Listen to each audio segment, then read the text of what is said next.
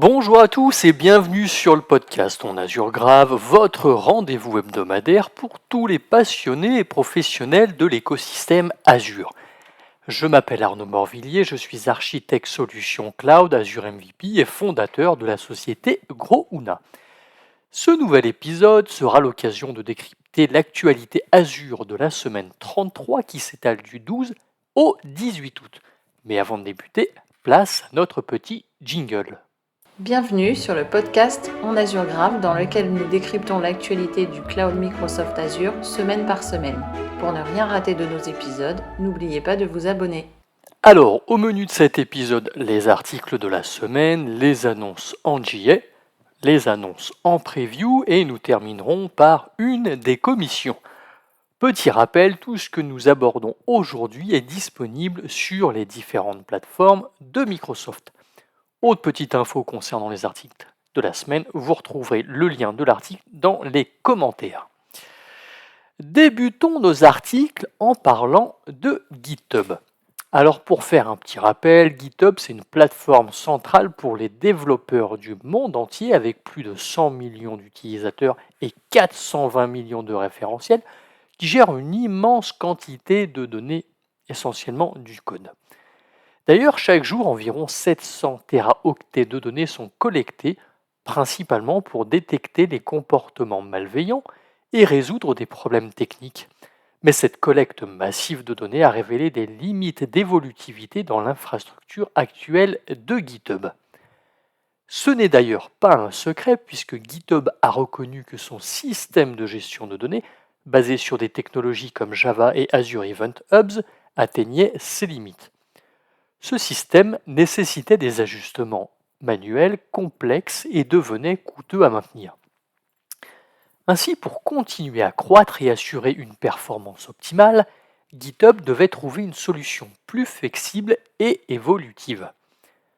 Pour tenter de trouver une solution, GitHub s'est tourné tout naturellement vers un produit Microsoft et plus particulièrement vers Azure avec Azure Functions Flex Consumption, une nouvelle solution qui offre des capacités de mise à l'échelle dynamique dans un environnement sans serveur.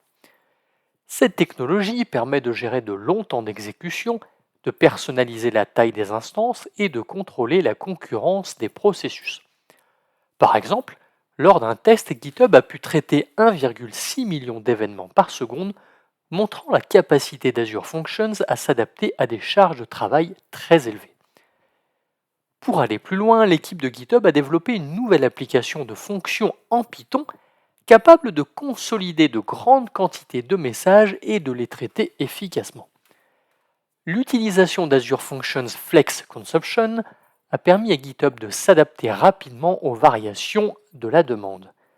Par exemple, ils ont découvert que traiter des lots de 5000 messages permettait d'optimiser les performances tout en minimisant la consommation des ressources. Alors évidemment, GitHub a rencontré plusieurs défis lors de la mise en œuvre, tels que des problèmes de mise à l'échelle et des limitations de réseau. Cependant, avec l'aide de l'équipe Azure Functions, ils ont pu surmonter l'ensemble de ces obstacles.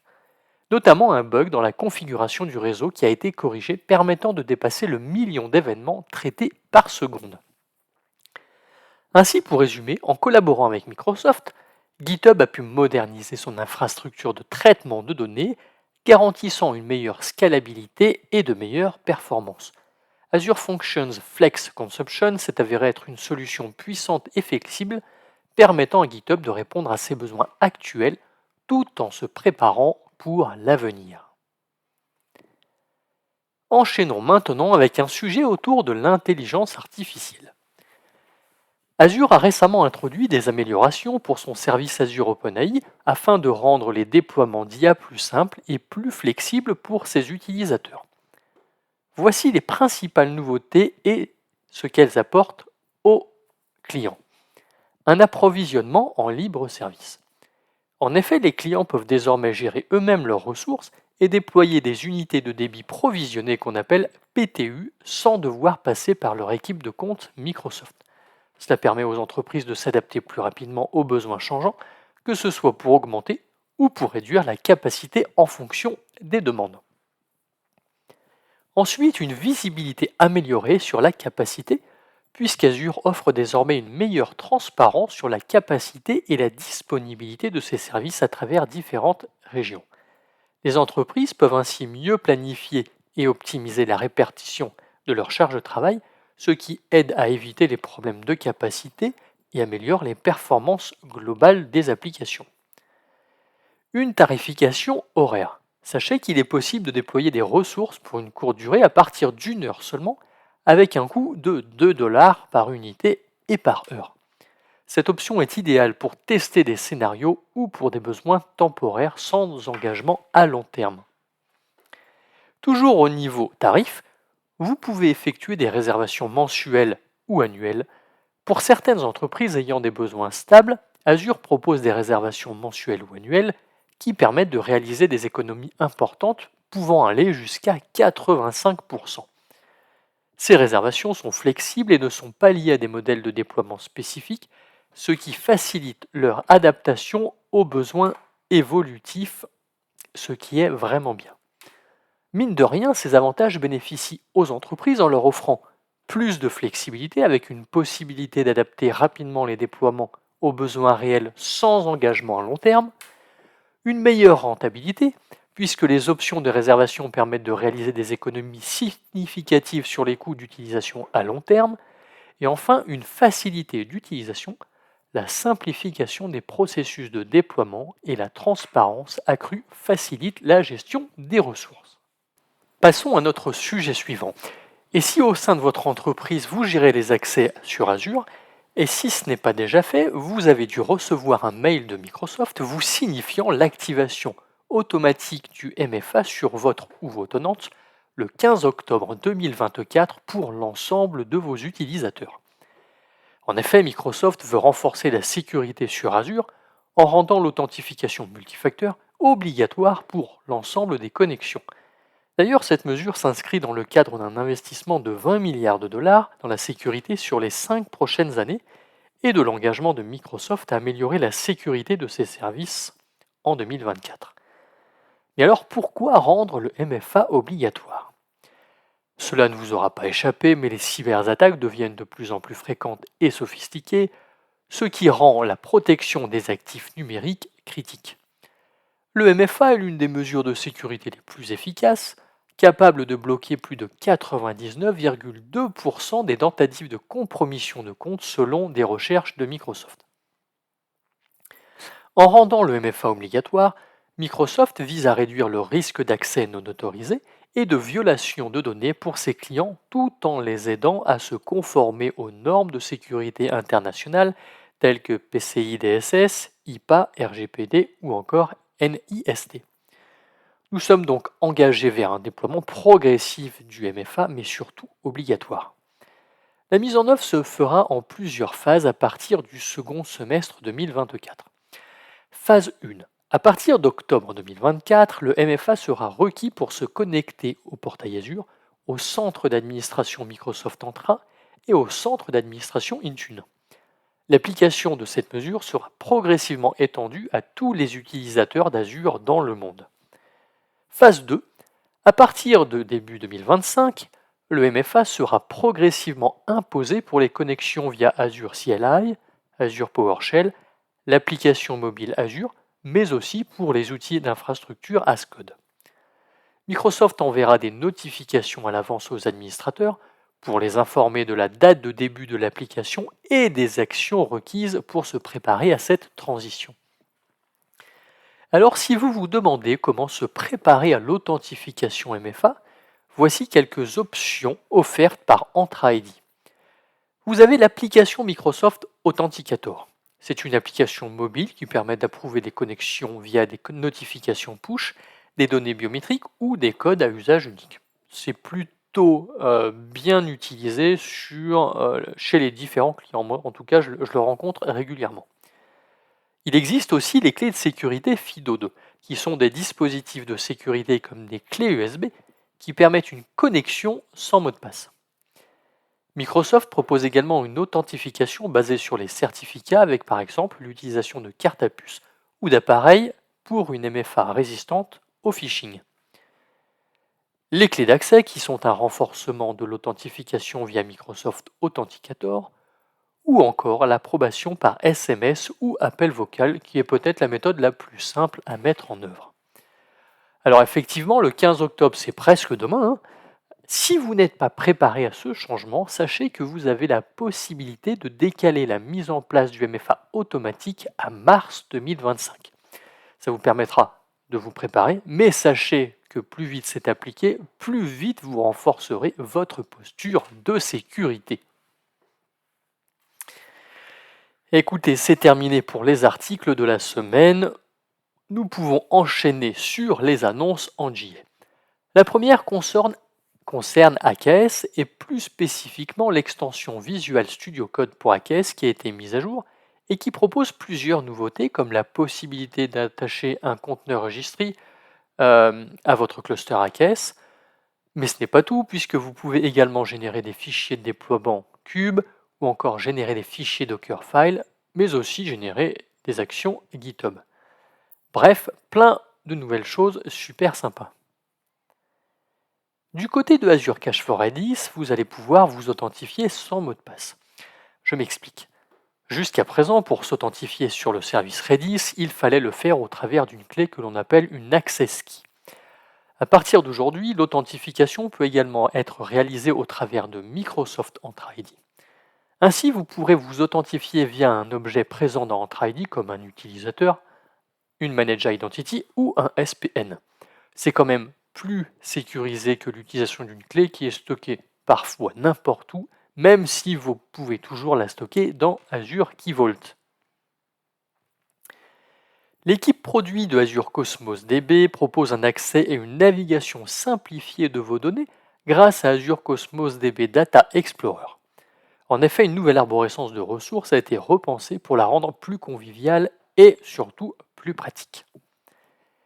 La sécurité est renforcée sur Azure Database for MySQL puisque le service supporte maintenant le module de sécurité matériel d'Azure Key Vault Manage HSM avec les clés de chiffrement gérées par les clients. Pour rappel, Azure Key Vault Manage HSM s'appuie sur un processeur cryptographique entièrement géré, hautement disponible et conforme à la norme FIPS 140-2 niveau 3 qui ne stocke ni ne traite vos données en dehors de la région où vous déployez votre instance HSM. Cela vous permet ainsi de mieux protéger vos données au repos dans Azure Database for MySQL. Changeons maintenant de service et parlons de Azure Database for PostgreSQL qui supporte maintenant Azure Policy. Alors personnellement, je pensais que c'était déjà le cas pour l'ensemble des services, mais apparemment non. Ainsi, Azure Policy va vous permettre d'appliquer des règles et vérifier la conformité facilement sur l'ensemble de vos instances Azure Database for PostgreSQL. Ce n'est pas tout pour le service Azure Database for PostgreSQL, puisque le provider Azure RM de Terraform permet d'effectuer des géorestaurations de vos bases de données, ce qui vous permet d'intégrer ce type d'opération directement dans vos pipelines CI/CD. Alors on a évoqué pas mal de services de base de données jusqu'à présent, mais il en manque évidemment un, la partie SQL qu'on va s'empresser d'évoquer avec deux nouveautés. La première concerne le mode hyperscale de Azure SQL Database, où il est désormais possible de configurer la fenêtre de maintenance pour les réplicas, tout cela afin de minimiser l'impact sur les charges de travail en lecture pendant vos périodes critiques. Il faut savoir que par défaut, les maintenances sont appliquées entre 17h et 8h du matin, donc ce qui fait quand même une sacrée fourchette. Avec cette nouvelle fonctionnalité, vous allez pouvoir réduire cette fenêtre de maintenance. En revanche, vous êtes limité à deux choix. Le premier, entre 22h et 6h du matin du lundi au jeudi, donc bref en semaine. Le second choix, entre 22h et 6h du matin du vendredi au dimanche, c'est-à-dire le week-end. Bref, votre choix dépendra forcément de la nature de vos charges de travail. La seconde annonce concernant Azure SQL Database concerne l'introduction des Dev Containers Template pour Azure SQL Database. Ces derniers offrent un moyen simplifié et efficace de configurer des environnements de développement avec tous les outils et dépendances nécessaires préconfigurés. Ils sont d'ores et déjà disponibles pour .NET Aspire, .NET 8, Node.js et Python. Amis développeurs, c'est à vous de jouer. Passons maintenant à un tout autre service, à savoir Azure Backup, qui propose la restauration interrégionale des sauvegardes de bases de données SQL et HANA à partir d'un Recovery Service Vault configuré avec un Private Endpoint.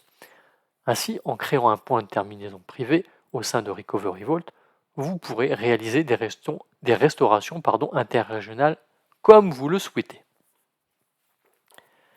Le service Azure Chaos Studio continue d'évoluer puisqu'il dispose d'une nouvelle défaillance réseau pour les VM, mais aussi pour les Virtual Machines Scale 7.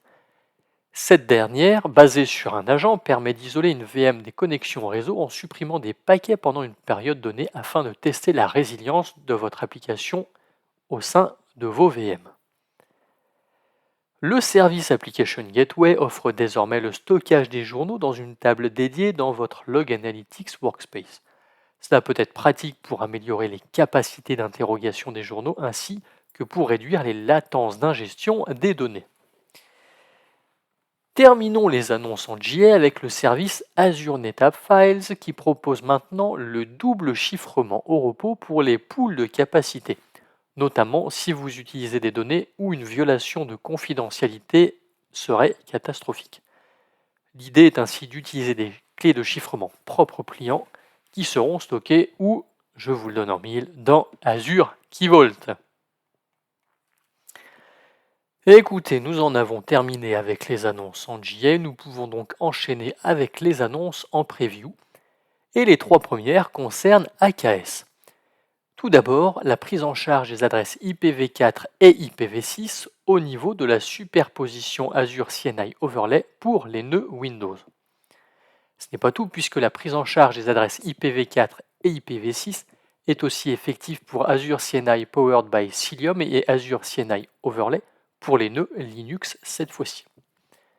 Et pour terminer avec AKS, l'équipe produit annonce la prise en charge de la norme FIPS 140-2.